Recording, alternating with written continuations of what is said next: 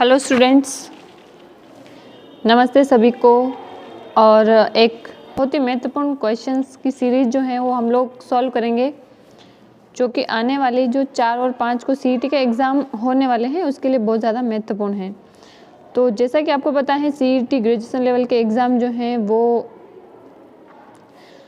अभी जनवरी में हुए थे, 7-8 जनवरी को। और इसमें से हमारे सीईटी के जो 150 क्वेश्चन आते हैं उसमें से 10 क्वेश्चन जो हैं वो साइंस के पूछे जाते हैं। तो हम उन्हीं क्वेश्चंस को, जो पिछले 4 पारियों में जो पेपर हुए थे, उन्हीं के क्वेश्चंस को हम सॉल्व करेंगे और उनसे रिलेटेड कुछ इंपॉर्टेंट हम पॉइंट देखेंगे जो हमारे लिए आने वाले सीईटी 12th लेवल के एग्ज़ाम में बहुत ज़्यादा इंपॉर्टेंट होने वाले हैं। तो स्टूडेंट्स, यहाँ पर हम 4 सीरीज सोल्व करेंगे, 131 A, B, C और D। उसमें सबसे पहले हम लोग जो हैं वो 131 A यानी कि सबसे पहली वाली पारी के क्वेश्चंस जो हैं वो सोल्व करेंगे। स्टूडेंट्स, आपको यहाँ पर क्वेश्चंस जो हैं वो स्क्रीन पर दिखाई दे रहा होगा। हमारा क्वेश्चन नंबर जो 106 हैं वो हैं, लाइफ-फाई के बारे में निम्नलिखित कथनों पर विचार करें। लाइफ-फाई का पूरा नाम होता है लाइट फाइटेबिलिटी। अब लाइट फाइटेबिलिटी जो है ये एक एलईडी लाइट होती है, उसके माध्यम से डेटा ट्रांसफ़र करने का एक तरीका होता है। यहाँ पर हमें 4 ऑप्शंस दे रखे हैं और 4 ऑप्शंस में हमें चूज करना है कि कौन कौन से हमारे कथन जो हैं वो सही कथन हैं। पहला ऑप्शन है, डेटा ट्रांसफ़र करने के लिए सामान्य बल्ब का उपयोग करता है।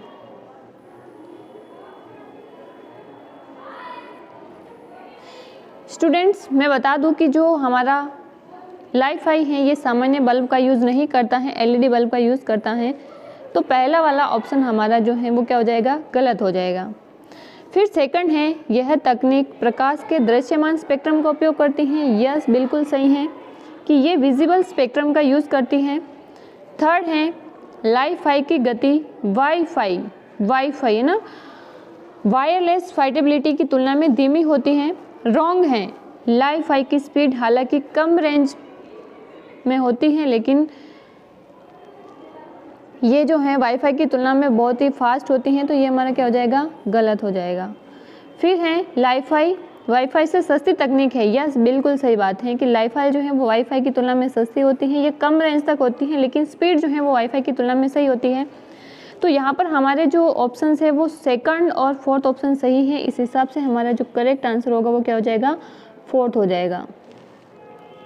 फिर नेक्स्ट क्वेश्चन है स्टूडेंट्स, जैव विविधता से संबंधित सही कथन का चयन कीजिए। सही कथन का चयन कीजिए। अब बायोडाइवर्सिटी, आपको पता है कि बायोडाइवर्सिटी जो है वो हमारी भूमध्य रेखा के आसपास, भूमध्य रेखा से हम यदि बात करें तो 23.5 डिग्री उत्तरी अक्षांश और 23.5 डिग्री दक्षिणी अक्षांश, जिसको हम उष्णकटिबंधीय क्षेत्र बोलते हैं, यहाँ पर पाए जाते हैं उष्णकटिबंधीय वर्षावन, और यहाँ पर सबसे ज़्यादा बायोडाइवर्सिटी भी होती है। तो इसीलिए अपने को बिना किसी कन्फ्यूज़न के, देखो पहला ऑप्शन है, जैव विविधता भूमध्य रेखा की ओर बढ़ती है। यस, भूमध्य रेखा जो बीचों बीच रेखा होती हैं जो पृथ्वी को 2 भागों में डिवाइड करती है, यहाँ पर जैव विविधता जो है वो बढ़ती है। अक्षांशों की तरफ बढ़ती है, नहीं, उच्चतर अक्षांशों की तरफ, यानी ये ध्रुवों की तरफ की बात कर रहे हैं तो यहाँ नहीं बढ़ती है। एक समान पाई जाती है, नहीं, सभी जगह पर जैव विविधता एक समान नहीं होती है। फिर है, उच्च हिमालय क्षेत्रों में विश्व की सर्वाधिक जैव विविधता होती है। बिल्कुल गलत है, क्योंकि विश्व की सर्वाधिक जैव विविधता जो है वो स्टूडेंट्स होती हैं हमारी अमेजोन के वर्षावनों में।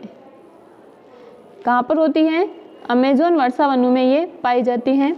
तो यहाँ पर हमारा करेक्ट ऑप्शन जो है वो स्टूडेंट कौन सा हो जाएगा, वो हो जाएगा हमारा फर्स्ट वाला ऑप्शन, जैव विविधता भूमध्य रेखा की ओर बढ़ती हैं। नेक्स्ट क्वेश्चन की बात करते हैं। नेक्स्ट क्वेश्चन है, अल्प विराम के आकार के जीवाणु कहलाते हैं। हालांकि स्टूडेंट्स ये क्वेश्चन जो है वो बहुत ही आसान है, लेकिन पढ़ने से ऐसा लग रहा है कि क्वेश्चन क्या पूछा हुआ है। ये कह रहा है कि अल्प विराम के आकार के जीवाणु, देखो इंग्लिश में देखो, कोमा शेप्ड। आप जब इंग्लिश में पढ़ोगे तो आपको आसानी से समझ में आ जाएगा। Comma shaped bacteria is called as, comma आकार के बैक्टीरिया की यदि मैं बात करूँ तो इसका हमारा जो करेक्ट आंसर है वो तो हो जाएगा सी।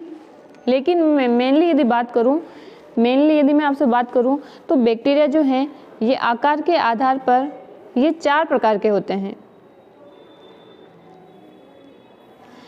इसमें से यदि मैं पहले बात करूं तो स्टूडेंट्स पहला जो है इसमें ये होता है गोलाकार, गोलाकार होते हैं जिनको हम बोलते हैं कोकस। फिर होते हैं छड़ के आकार के इस तरीके से, छड़ाकार, उसको हम बोलते हैं बेसिलस।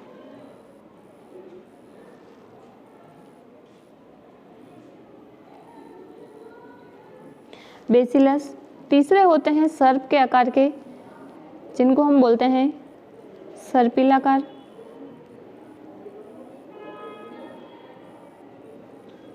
सर्पिलाकार। और चौथे होते हैं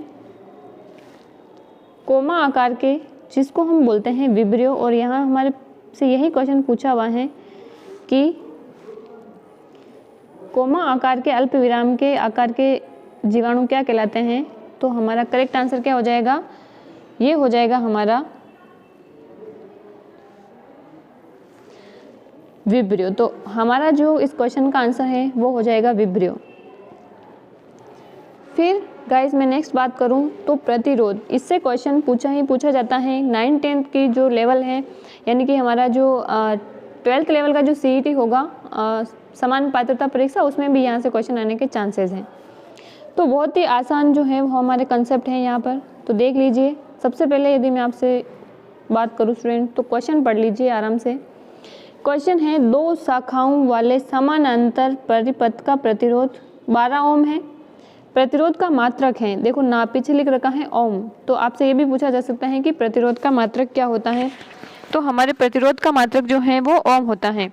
तो समानांतर परिपथ है और एक शाखा का प्रतिरोध, आपको 2 शाखाओं वाले समानांतर परिपथ का प्रतिरोध 12 ओम दे रखा है और इसमें से एक शाखा का प्रतिरोध 18 ओम है, तो दूसरी शाखा का प्रतिरोध क्या होगा।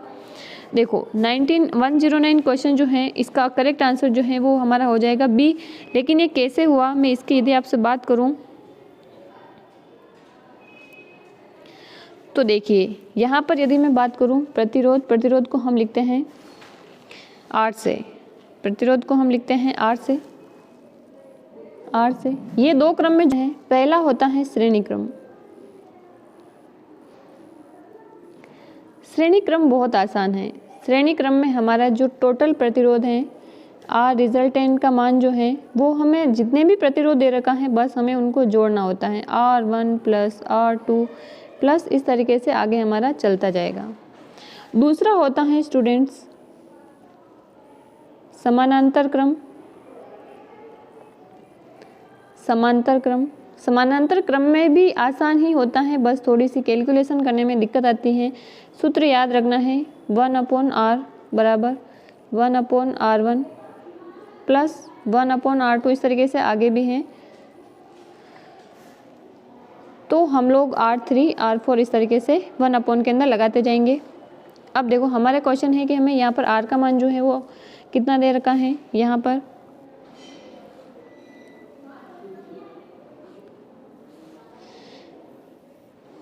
क्वेश्चन के अंदर गाइज हमको टोटल R का मान तो 12 दे रखा है और एक शाखा का प्रतिरोध 18 दे रखा है। यदि हम इसको सोल्व करेंगे तो देखो 1/12 बराबर 1/R1 की जगह हम 18 रख देंगे प्लस 1/R2।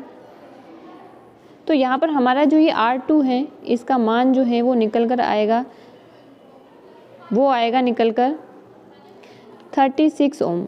कितना आएगा 36 ओम। तो इस हिसाब से जो हमारा करेक्ट आंसर होगा वो कौन सा हो जाएगा गाइस, वो हो जाएगा सेकंड। फिर देखो नेक्स्ट क्वेश्चन की यदि मैं आपसे बात करूं तो क्वेश्चन है कि यदि कोई वस्तु स्वतंत्र रूप से पृथ्वी पर गिरती है तो उसकी कुल ऊर्जा, हमेशा ध्यान में रखना कि ऊर्जा कभी भी नष्ट नहीं होती है, ये ऊर्जा संरक्षण का नियम कहता है। हमेशा ऊर्जा जो है वो एक रूप से दूसरे रूप में परिवर्तित होती है, इसीलिए स्वतंत्र रूप से गिरती हुई वस्तु की कुल ऊर्जा की बात कर रहा है ये। अगर ये यूँ कहते हैं कि स्थितिज ऊर्जा घट रही है, गतिज ऊर्जा बढ़ रही है, तो हम ये कहते हैं कि स्थितिज ऊर्जा घट रही है और गतिज ऊर्जा बढ़ रही है। लेकिन कुल ऊर्जा की बात की तो हमारा हमेशा आंसर क्या रहेगा कि ये सदैव क्या रहती हैं, स्थिर रहती हैं। तो ये 5 क्वेश्चंस आपको समझ में आ गए होंगे। नेक्स्ट क्वेश्चन की मैं यदि आपसे बात करूं तो क्वेश्चन है स्टूडेंट्स, कॉलम में दिए गए रासायनिक पदार्थों का कॉलम सेकंड में दिए गए उपयुक्त अनुप्रयोग से मिलान करें। क्वेश्चंस बहुत आसान हैं, केवल दिखने में ऐसा लग रहा है कि भाई ये बहुत टफ है। यस स्टूडेंट,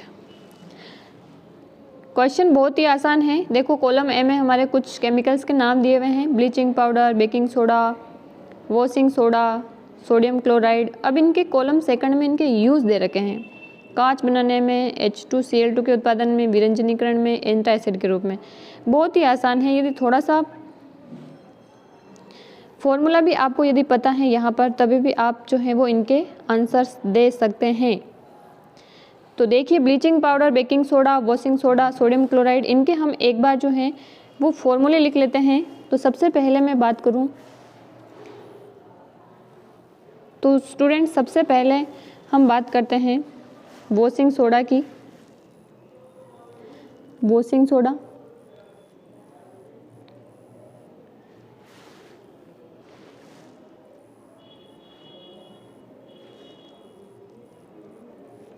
वॉशिंग सोडे का फॉर्मूला होता है सोडियम कार्बोनेट Na2CO3 .10H2O। सूत्र भी आपसे पूछा जा सकता है। फिर मैं बात करूँ तो खाने का सोडा या बेकिंग पाउडर भी बोल सकते हैं हम लोग, बेकिंग पाउडर। बेकिंग पाउडर को हम बोलते हैं सोडियम बाइकार्बोनेट NaHCO3। उसके बाद में बात करूं तो सोडियम क्लोराइड, खाने का नमक, साधारण नमक के नाम से भी पूछा जा सकता है, तो सोडियम क्लोराइड।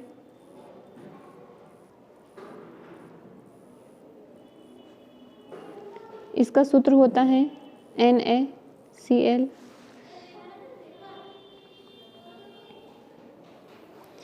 और एक और अपना दिया हुआ है bleaching powder. Yes, bleaching powder की यदि मैं बात करूं तो ब्लीचिंग पाउडर जो है वो कलर उड़ाने में यूज़ में लिया जाता है और इसका सूत्र होता है ब्लीचिंग पाउडर, ये होता है CaOCl2। इसको हम कैल्शियम ऑक्सीक्लोराइड भी बोलते हैं। अब देखिए हम इसके यूज़ की बात करते हैं। सबसे पहले ब्लीचिंग पाउडर, तो ब्लीचिंग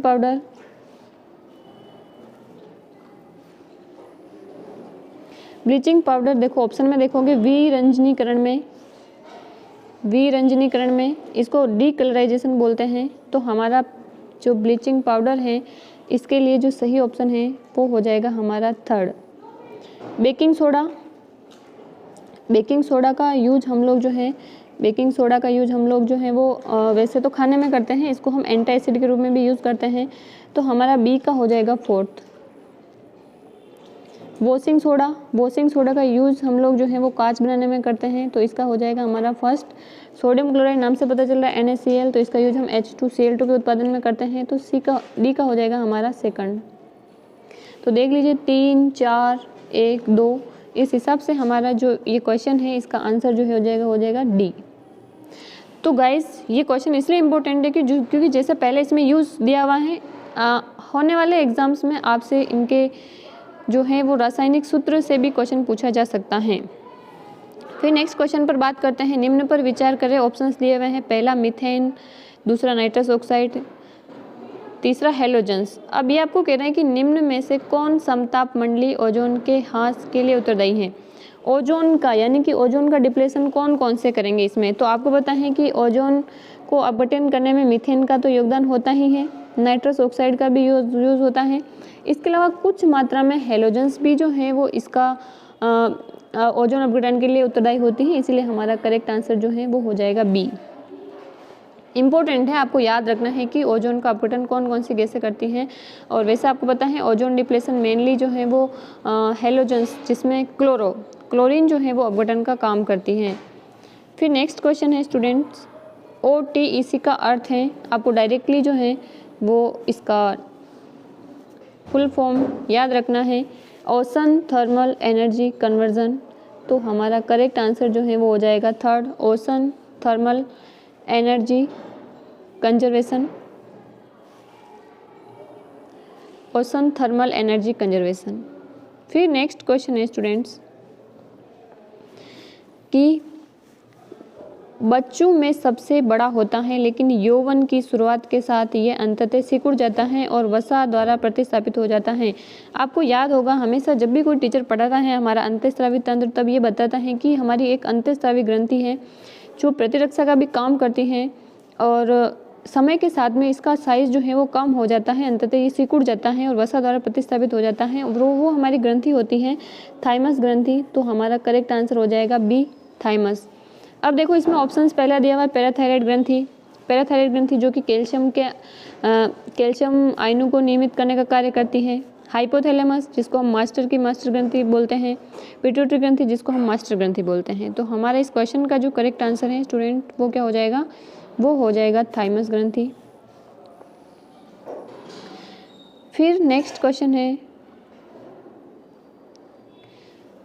स्टूडेंट्स इसरो के बारे में। अब मैंने बताया था कि साइंस में क्वेश्चन जो है वो हमारी अंतरिक्ष विज्ञान से, नैनो टेक्नोलॉजी से रिलेटेड भी पूछे जा सकते हैं।